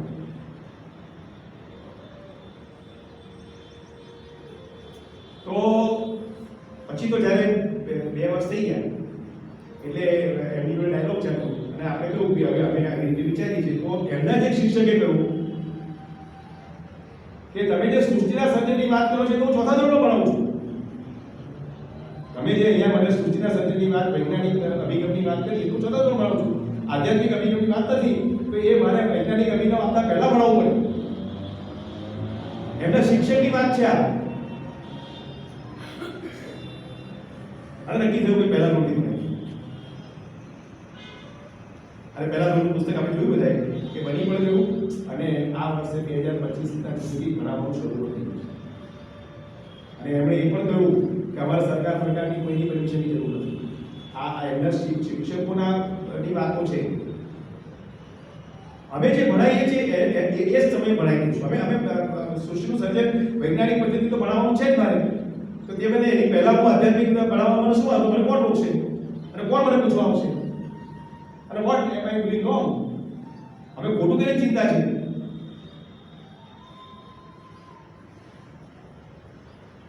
આ પરમાત્માની વ્યવસ્થા છે. આ બીજું પરમાત્માનો આવિર્ભાવ. ઋષિએ કહ્યું કે મને લઈ આવો. આ બાળકને ભણાવવાની રીત ઋષિ સમજાવે છે. એ જા વનનો ટેબલ લઈ આવો, ફોડ. એમાં ખસખસતા દાણા જેવો દાણો છે, એને રોપ જમીનમાં. અને એક રીતિનો દાણો એટલી સાઈઝનો લાગે, એને રોપ બે કુંડામાં રોપ. અને મહિના 2 મહિના પછી બતાવો બાળકને, બોલ બેટા શું થયું? કે આમાંથી કેવો ખુશ થયો. એને શ્રદ્ધા કેવી રીતે બેસશે કે એક પરમ તત્વ, નિરાકાર તત્વ આવડા મોટા વિશ્વમાં પરિણમે, એને શ્રદ્ધા કેવી રીતે બેસશે?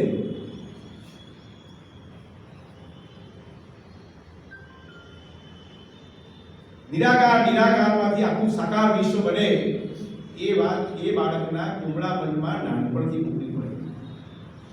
મોટો થયા પછી સિનિયર સિટીઝન ભણાવવા બેસો તો શું ખબર પડે, અરે કેટલી શ્રદ્ધા બેસે. એનું મગજ તો બધા નાસ્તામાં જ હોય, ભેગા થઈને બધા.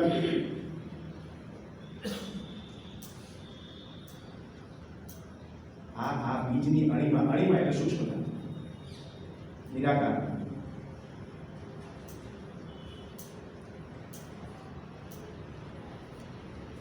આ ઋષિએ આપણને બાળકોને કેવી રીતે ભણાવવા એની સ્પષ્ટ સમજ આપી છે. નવું ક્યાં ખોરવા જવાની જરૂર છે? ભૌતિક ક્ષેત્રના સિદ્ધાંતોની કોઈ જગ્યાએ લખાણ હતું નહીં. બહુ મહેનત કરી પડી, 300 વર્ષ લાગી ગયા, 300-400 વર્ષ. ત્યારે આ સ્થિત પ્રયાસ છે. આજે તો બધું તૈયાર છે. પહેલા મને એવું હતું કે 200 વર્ષ લાગશે, પણ હવે મારી શ્રદ્ધા એવી પ્રબળ થઈ રહી છે કે હું મરતા પહેલા જોઈ દઈશ. આખી વ્યવસ્થા પૂરો છે અને ઓટો મોટો. કોઈ પછી ઉદોડી કરે છે કે 50-55 ઉપર પેલા છૂટ ના પટેલ 2 રૂપિયામાં હું લેવાનું, 100 રૂપિયા લો, 15 રૂપિયા બનાવી ગયા. અભણ માણસ પાસે અત્યારે એ ચાલી રહ્યું છે.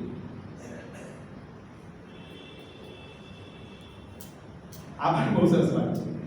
આ આપણે બાળકોને ખાલી ભૌતિક શિક્ષણ આપીએ છીએ, એનું બહુ સરસ દ્રષ્ટાંત નારદજી શરદકુમાર પાસે આવે છે. હું શું નથી ભણ્યો? ઉપનિષદ, બ્રહ્મસૂત્ર, ગીતા, વેદ, પુરાણ, વેદાંત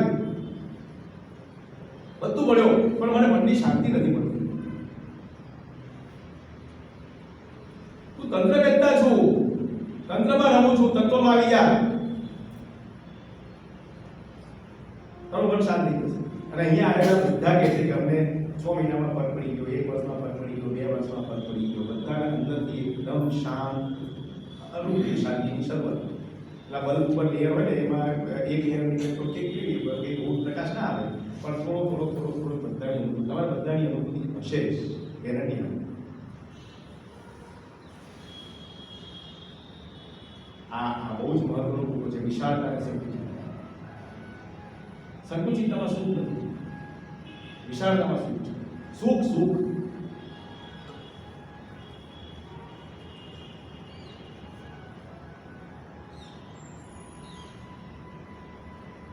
બહુ મસ્ત વાત છે. ખરેખર આખું પુસ્તક ભણીને બહુ મજા પડે. એટલી સરસ રજૂઆત છે ઋષિની. હવે આ સમજીએ, આ બહુ સરસ વાત છે. કોઈ પણ માણસ એન્જિનિયર થાય, ડોક્ટર થાય, ચાર્ટર્ડ એકાઉન્ટન્ટ થાય, કોઈ પણ પ્રોફેશનમાં આગળ વધે, ખૂબ કમાય, બંગલા બાંધે, ડોક્ટરો તો હોસ્પિટલ બાંધે, એન્જિનિયરો તો ફેક્ટરી બનાવે, ફાર્મ હાઉસ બનાવે, પણ એનું મૃત્યુ થાય ત્યારે શું જાય એની સાથે? શરીર પર નહીં, આ સ્થૂળ શરીર પર નહીં. એટલે કર્મ દ્વારા પ્રાપ્ત કરેલું લોક આ જ જીવનમાં નાશ પામે છે. બધું અહીંયા રહે છે. આ એક કેસ કે જે માણસ કોઈ પુણ્ય કાર્ય કરતો નથી, કોઈ સારું કામ કરતો નથી, ખૂબ મહેનત કરીને રૂપિયા કમાય છે અને ભોગવે છે, પણ મૃત્યુ સમયે કે એ બધું ભેગું કરવામાં મૃત્યુ આવી જાય છે, ખબર નથી પડતી. ખરેખર તો કોઈ માણસ ભોગી શકતો જ નથી.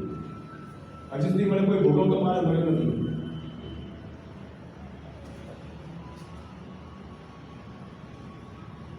જે લોકો પુણ્ય કરે છે બીજો ગ્રુપ છે, પુણ્યશાળી માણસો છે, એ બીજા જન્મમાં વાપરી કરે. આ જન્મ જેમ શરૂઆતના વર્ષોમાં કહો બીજા વર્ષોમાં બાવા ભરાઈ વાપરે, એવી રીતે બીજા જન્મમાં વાપરે. ત્યાં પણ એનું પુણ્ય નાશ પામે. સકામ કર્મ કરનારનું જ્યાં સુધી એનું એ ફળ હોય ત્યાં સુધી એ હિલ સ્ટેશન પર જાય, લાખ રૂપિયા લઈને ગયા, લાખ રૂપિયા વપરાઈ જાય, પેલો હોટલ વાળો કે સાહેબ તમારો હિસાબ પૂરો, જાઓ પાછા. એટલે થોડા ઘણા પાછા આવવાના બચાવવા પડે, તો પાછા બી ના એ હોટલ વાળો આપે નહીં કે આપણે.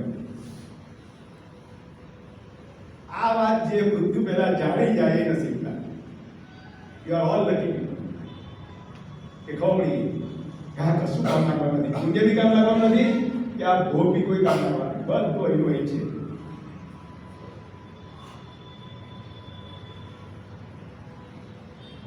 યજ્ઞ શબ્દની બાબતમાં બહુ જ ગેરસમજ ચાલે છે.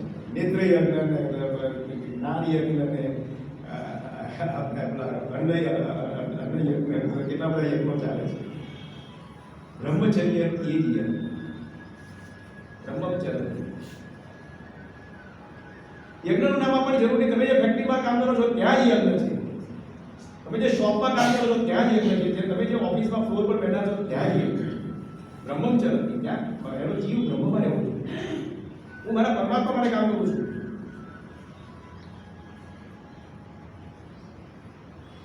અને એ રીતે જ ગીતાજીના 18મા અધ્યાયમાં આપણે જોયું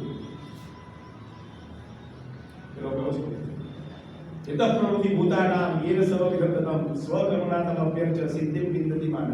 સ્વકર્મ મારા ભાગે જે કર્મ આવ્યું છે, અત્યારે હું વાનપ્રસ્થ છું, તો હું વાનપ્રસ્થ પ્રવૃત્તિ દ્વારા જ હું પરમાત્માને પ્રાપ્ત કરી શકું, બીજો કોઈ રસ્તો નહીં.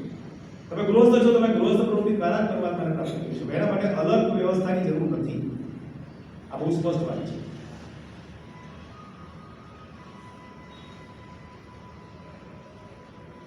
સબસ્ક્રાઇબ.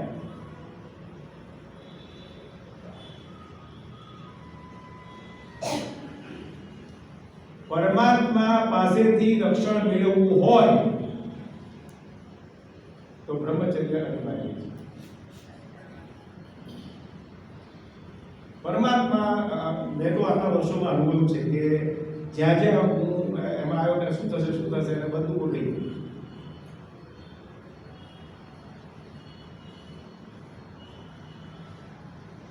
એટલે અહીંયા અનુભવ બદલવાનો સમય નથી, પણ આપણે ક્યારેક બધા પાસે ભાવેલ નામથી બધાનો અનુભવ છે કે આપણે ચિંતા કરીએ પણ પછી બધું સીધું નહીં. જો પ્રોપર આપણી દિશા બરાબર હોય તો, દિશા ખોટી હોય તો બધું સીધું ના હોય, બધું આવવું પડે.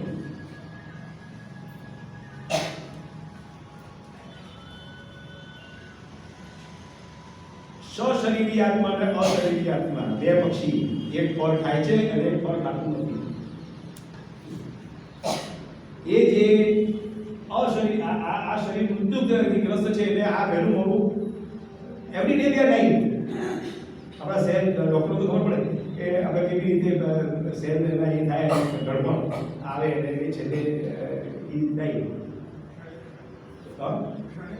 હા એવરી મોમેન્ટ આ શરીર મરણશીલ છે, મૃત્યુથી ગ્રસ્ત છે. અને અશરીરી આત્માનું અધિષ્ઠાન છે. આપણું મૂળ સ્વરૂપ આત્મતત્વ છે, આપણે આત્મ સ્વરૂપ છે અને આ શરીર આપણું અધિષ્ઠાન છે.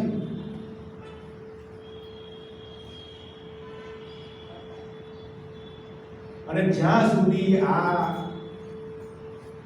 રાગ દ્વેષ અહંતા મમતા માં આપણે રમીએ છીએ ત્યાં સુધી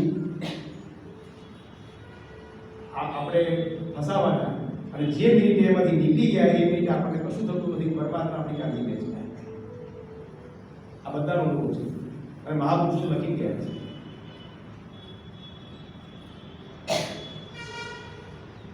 આપણે આગળ થઈ ગયેલી વાત છે એટલે હું આને લખવાનો નથી, પણ આ એનું મૂળ શોધવાનું.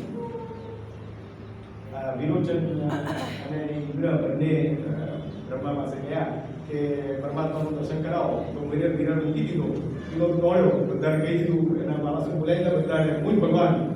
આપણે જેમ એવું બને છે, જરાક લોકો વોટ આપી દે ને એટલે ભગવાન બની જાય. અસુર અને ઇન્દ્રિય પૂછ્યું, વિચાર કર્યો કે મારા માથામાં મુગટ છે, આ ઘરેણા છે, એ કે ના, એટલે 35 વર્ષ તપ કર પછી આવો, પછી આવ્યો કે ના એ નહીં. તો કે આ શરીર છે એ નહીં, તો સૂક્ષ્મ શરીર મારું ઇન્દ્રિય મન બુદ્ધિ વાળું શરીર છે તો કે એ પણ નહીં. ત્યારે આત્મા સુધી પહોંચાય, એમને આત્મા સુધી ના પહોંચાય.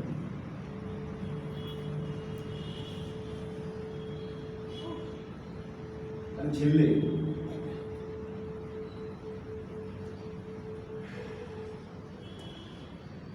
આ બધી પ્રોસેસ નું પરિણામ ખબર પડી જાય કે જ્યારે માણસનું મૃત્યુ થાય ને ત્યારે અલગ અલગ દ્વારથી એનો જીવ જાય. અમારા શાસ્ત્રમાં લખેલું છે કે મૃત્યુ સમયે એનો જીવ જે આપણા દ્વાર છે નવદ્વારે પૂરે દે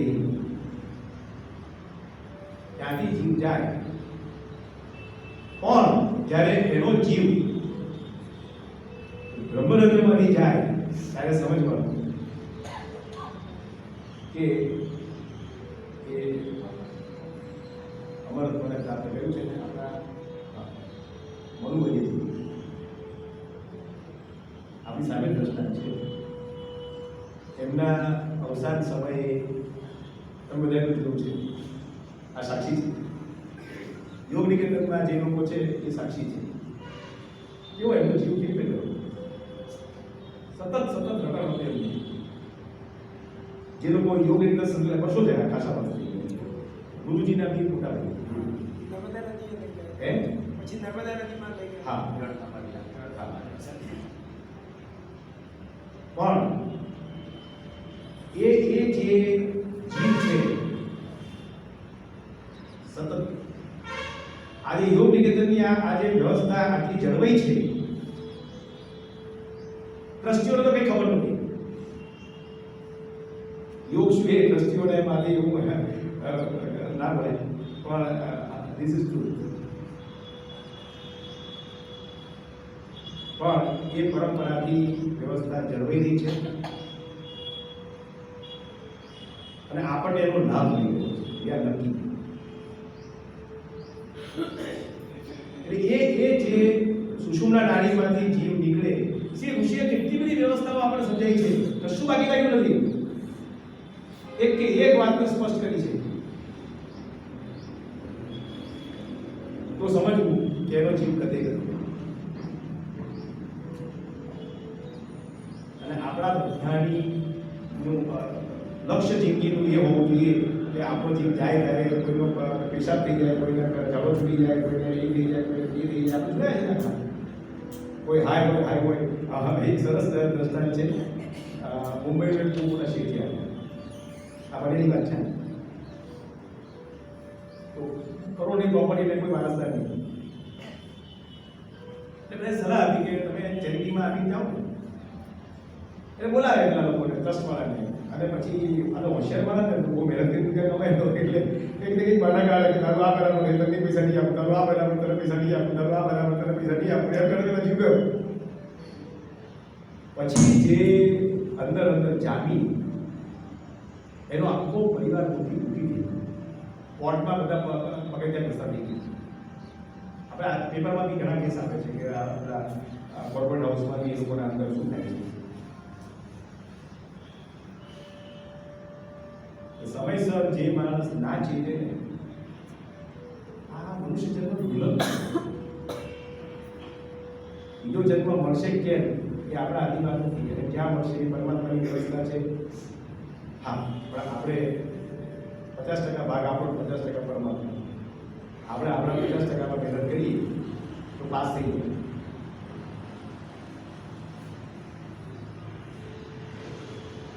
ઓમ તત્સત.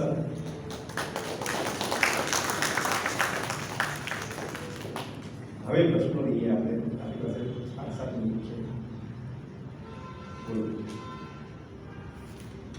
ઉપાસનામાં સાંભળ્યું જેવું નિષ્કર્ષ થાય છે કે આપણે બધા સ્વાર્થની ઉપાસના કરીએ છીએ, સ્વાર્થ સાથે ઉપાસના રાખીએ છીએ. ભાઈ બાપુ બહુ સરસ પ્રશ્ન કર્યો કે આપણી ઉપાસના સ્વાર્થ પ્રેરિત છે કે નિષ્કામ છે. આ મંદિરોમાં જે ભીડ ઉભરી છે ને એ બધા માતર છે, માતર. ભીખ માંગવાવાળા. એમાં હાચા કેટલા? કોઈ પુત્ર માટે જાય છે, કોઈ સમૃદ્ધિ માટે જાય છે, કોઈ સત્તા માટે જાય છે, કોઈ પ્રતિષ્ઠા માટે જાય છે. એની કામનાઓ પૂરી કરવા માટે મોટા ભાગની ઉપાસના થાય છે. ધેટ ઇઝ નોટ ઉપાસના. સરસ પ્રશ્ન.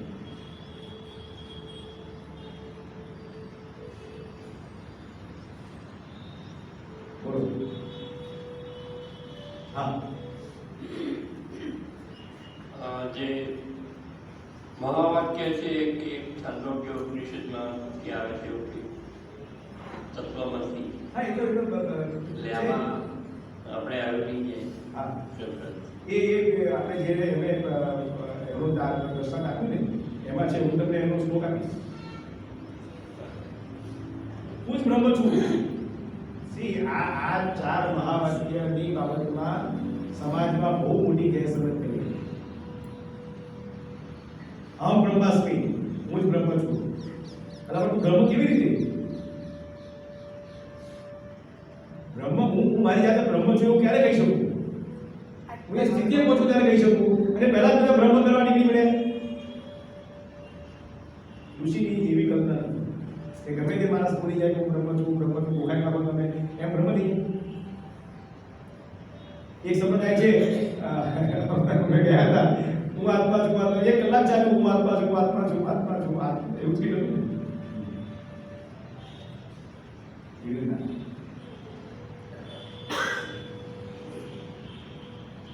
બોલો. સરસ મુદ્દો છે.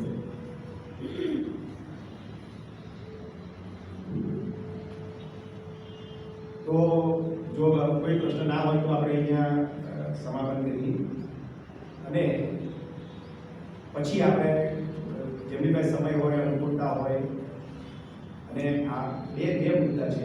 એક 15મીનો કાર્યક્રમ છે જે અલ્ટિમેટલી નવા વર્ષ માટે આયોજન કરેલો છે કે અત્યારે સમાજમાં એટલી બધી ગેરસમજો ચાલે છે કે સ્પષ્ટતા મળતી નથી.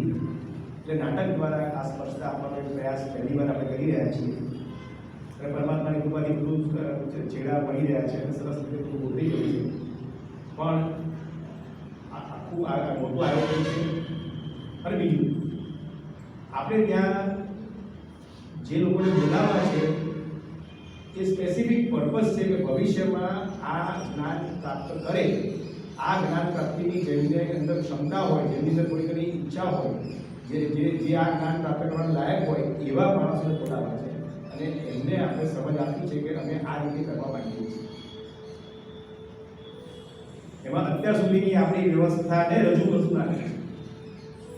શુદ્ધ રીતે એની સ્લીપ બની ગઈ છે, એની તૈયારી ચાલી રહી છે, 60% જેવી તૈયારી થઈ ગઈ છે અને સરસ રીતે નાટક બનવાશે.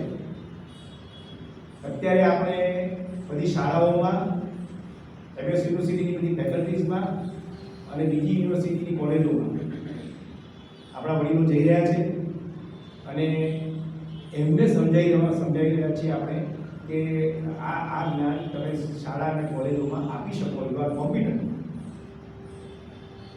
એમને હજી ડર છે કે હવે આપી શકીએ. એમને એટલો ઇન્ટરેસ્ટ કોમ્પ્લેક્સ છે એમની અંદર. વાઇસ ચાન્સેલર એવું કંઈક સાહેબ ખસેડી મેં પ્રયાસ કર્યો પણ મને સમજ પડી નહીં. મારો વિષય નહીં છોડ્યું. Vice chancellor, head of department, dean, principal. જુઓ તમે આટલી સરળ વાતો એક ના સમજે. એટલે એમને બગી રહ્યા છીએ, એમને આમંત્રણ આપી રહ્યા છીએ એ બધા આવે. સ્કૂલમાં આપણે દ્રષ્ટાંત એક લખાઈ ગયું છે એટલે હવે સ્કૂલમાં તો પ્રશ્ન નથી, પણ એ બાળક 9મું ધોરણ પાસ કર્યા પછી જ્યારે કોલેજમાં જશે ત્યારે આ જ્ઞાનની કન્ટિન્યુટી રહેવી જોઈએ. એ આપણો પ્રયાસ છે. એટલે તમારા સંપર્કમાં જે આ શિક્ષણ ક્ષેત્રમાં હોય એમને મળો, સ્પેશિયલ સમય આપો, પર્સનલી મળો, આપણો લેટર લઈ જાઓ, ફોન કરો અને એમને આપણે બોલાવવા છે. એમના માટે આ સમાજના પેરેન્ટ્સ કે જેમના બાળકોને સ્કૂલમાં મોકલવાના છે અને જે શિક્ષકો ભણાવવાના છે, પછી સ્કૂલ શાળા લેવલ હોય, ટીચિંગ લેવલ હોય કે પોસ્ટ ગ્રેજ્યુએટ લેવલ, અનુસ્નાતક કક્ષામાં, એ બધા આ કાર્યક્રમમાં ભાગ લેવાના છે. એમના સુધી આ સંદેશો પહોંચાડવાનો છે અને જેવી રીતે સુરેશભાઈએ આપણને મેડિકલ કોલેજમાં સંપર્ક કરાયો, અમરીશભાઈએ આપણને સાયન્સ ફેકલ્ટીમાં સંપર્ક કરાયો. એટલે સંપર્ક હશે તો આપણે એન્ટ્રી આપશે, બાકી એન્ટ્રી નહીં આપે. આપણું કોઈ બ્રાન્ડ નથી કે આ સંપર્ક જોડે આવ્યા છે એટલે એન્ટ્રી આપી એવું થવાનું નથી. શરૂઆતનું સ્ટેજ છે ને, એ પ્રયાસ થઈ રહ્યો છે. આપ સૌની મદદની જરૂર છે તો એ આપણો એક કાર્યક્રમ સંપન્ન થાય. અને ત્યાર પછી ખરેખર 1 જાન્યુઆરીથી જે નવો કોર્સ શરૂ થવાનો છે એમાં કોઈ નહીં લાગે. કાયદાનો એવો એ છે કે 100 ગુનેગાર છટકી જાય તો વાંધો નહીં, 1-2 ગુના ના પકડાવો જોઈએ. એટલા માટે આ લાંબી પ્રોસેસ ચાલે છે. એવી રીતે 100 લોકો છટકી જાય તો વાંધો નહીં, પણ એક જિજ્ઞાસુ સુધી આપણો મેસેજ પહોંચવો જોઈએ. અને મનુષ્યના સહજતે શું 1000માં 1 માણસ તૈયાર થશે એટલે આપણે આપણી ક્ષમતા માત્ર 50 ની હોય તો 50,000 સુધી પહોંચવું પડે. ત્યારે આપણે 1 માણસ આ હોલમાં આપણો ગૃહ નિકેતનની જે છે એમનું મૂલ્ય બરાબર છે કે આપણને સરસ રીતે વ્યવસ્થા ગોઠવી જાય છે, ગોઠવી જશે. પણ આપણે કોઈ રહી ના જાય એમના સુધી સંદેશો પહોંચાડવો છે. એટલે મારી વિનંતી છે કે આપણે જેટલું શક્ય હોય એટલો પ્રયાસ કરી અને આપણા સંપર્કમાં જેના એમાં ગ્રુપમાં હોય તો ગ્રુપમાં મેસેજ મૂકીએ, ફોન હોય તો ફોન કરીએ, પર્સનલી બનાવીએ તો પર્સનલી મળવા જઈએ, પણ એમને કન્વિન્સ કરીને નાટકમાં લઈ આવીએ અને નાટકમાંથી પછી ક્લાસમાં લઈ આવીએ. ઓમ તત્સત.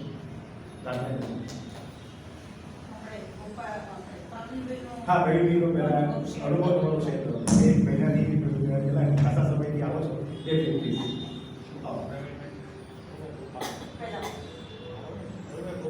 હા, પ્રવીણભાઈ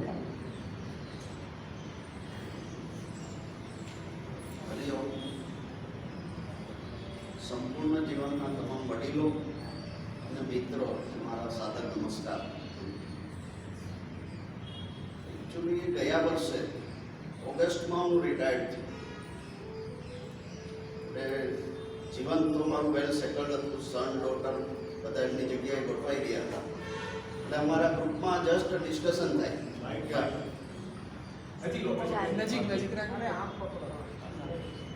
કે હવે શું કરવાનું એમ. મારા એક બે ફ્રેન્ડ યુએસએ છે, હું યુએસએની ટૂર પર ગયેલો. એટલે ત્યારે હું વાત થઈ એમની જોડે, એક ફ્રેન્ડથી આધ્યાત્મ જોડે અને સંગીત જોડે જોડાયેલા હતા. એટલે એમની જોડે વાત થઈ કે હવે શું કરવાનું. તો કે પ્રવીણ, એમાં કરવાનું શું હોય? સાહિત્ય, સ્પિરિચ્યુઆલિટી, આધ્યાત્મ અને સંગીત, હવે તો એ જ કરવાનું હોય ને. એટલે હવે સંગીત તો આપણે કોઈ ક્લાસ જોઈન કરીને કરી શકીએ, પણ આધ્યાત્મ માટે ક્યાં જવાનું? એ જ્યારે હું યુએસએની ટૂરમાંથી પાછો આવ્યો ત્યારે એ મોટો પ્રશ્ન હતો. પણ માતાજીના આશીર્વાદ કે પ્રભુના આશીર્વાદના હિસાબે એ વખતે ગુજરાત સમાચારમાં એક નાનકડી જાહેરાત જોઈ કે યોગ નિકેતનની અંદર આવો એક પ્રોગ્રામ થવા જઈ રહ્યો છે. એટલે જાન્યુઆરીથી આ સંપૂર્ણ જીવનના ક્લાસમાં આવવાનું ચાલુ કર્યું. 30-40 વર્ગો એટેન્ડ કર્યા. પણ હવે 60 વર્ષ સુધી બેઝિકલી હું એન્જિનિયર છું. એટલે આધ્યાત્મ કે ધાર્મિક જોડે, યંત્ર જોડે મારું આખું જીવન ગયેલું. એટલે ગીતા, ઉપનિષદ એમના ખાલી નામ સાંભળેલા, પણ આપણે ભણી શકીએ કે વાંચી શકીએ એવી તો શક્તિ આપણામાં હોય જ નહીં. એવો એક ઇન્ફિરિયોરિટી કોમ્પ્લેક્સ હોય જ બધાને. પણ 40 લેક્ચર એટેન્ડ કર્યા પછી શશીભાઈ જોડે મારે વાત થઈ કે મારે ઉપનિષદ વાંચવું છે પણ સંસ્કૃત આવડતું નથી, તો શું કરવું? તો કે ના, એમાં સંસ્કૃત શીખવાની જરૂર નથી, તમે મારી ઓફિસે આવો, બધું ગુજરાતીમાં છે, મને પણ સંસ્કૃત નથી આવડતું. એટલે મારો વિશ્વાસ થોડો વધુ વધ્યો અને મેં ઓફિસે જવાનું ચાલુ કર્યું. પરંતુ હવે 52 લેક્ચર તો હમણાં પૂરા થઈ જશે, પછી શું? એટલે મને એવું લાગ્યું કે કોઈ પણ રીતે આમાં જોડાયેલો રહો. એટલે મેં એમને કીધું કે મારા યોગ્યતા પ્રમાણે કંઈક રિસ્પોન્સિબિલિટી આપો. મારી એવી તો કોઈ શક્તિ નથી કે હું બધાને ભણાવી શકું કે આમ. તો કે ના, તમે એ ખોટું માનો છો, તમે કોઈ પણ રીતે આમાં જોડાઈ જાઓ. એટલે એડમિનિસ્ટ્રેશનની રીતે, શિક્ષકની રીતે, કોઈ પણ રીતે તમે આમાં ફાળો આપી શકશો. એટલે મારા બધા જ તર્કો એક બાજુ મૂકી અને રેગ્યુલર મેં એમાં ઓફિસે જવાનું ચાલુ કર્યું અને આ 40 લેક્ચર એટેન્ડ કર્યા પછી અમુક મંત્રો જે આપણને મળે ને એમાંના 2 મંત્રો જે મને વધુ અસર કરી ગયા એમાં એક કે ત્યાગીને ભોગવું. તમારી આગળ જે છે એટલું જો તમને પૂરતું હોય તો બીજાને આપી અને તમે ભોગવો, એમાં ભોગવવાની કંઈ ના નથી થતી. અને બીજું કે આધ્યાત્મનો અર્થ એક સમજાણો કે જ્યારે તમને કોઈ વસ્તુ, વ્યક્તિ કે પદાર્થ એની વગર જ્યારે તમે આનંદમાં રહી શકશો ત્યારે તમે ખરેખર આધ્યાત્મ માર્ગે છો. એ વસ્તુ મને અહીંયા સમજાય અને હવે એ હું કન્ટિન્યુ કરીશ અને તમને બધાને વિનંતી કરું કે આ માર્ગે આગળ વધો.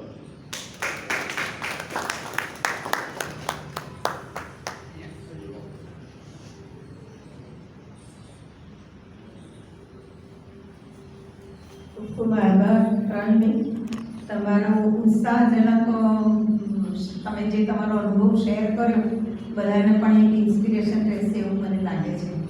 હવે 15મી તારીખ માટેના જે આપણા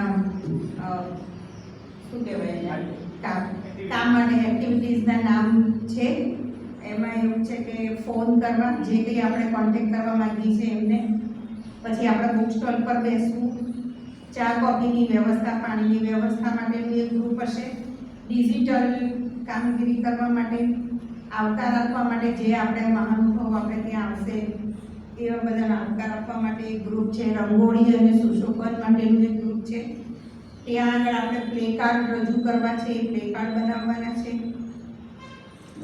આપણા પ્રચાર અને પ્રસાર માટે નાની નાની સ્કીટ બનાવી છે કે જેને આધારે આપણે વોટ્સએપ પર મોકલી શકીએ, અને નવા વર્ષ માટે નોંધણી. આટલા કામ આપણી પાસે છે. જેને આ કામમાં, જે કામમાં રુચિ હોય એ પોતાનું નામ આપી શકે છે. પ્રાર્થના કરી.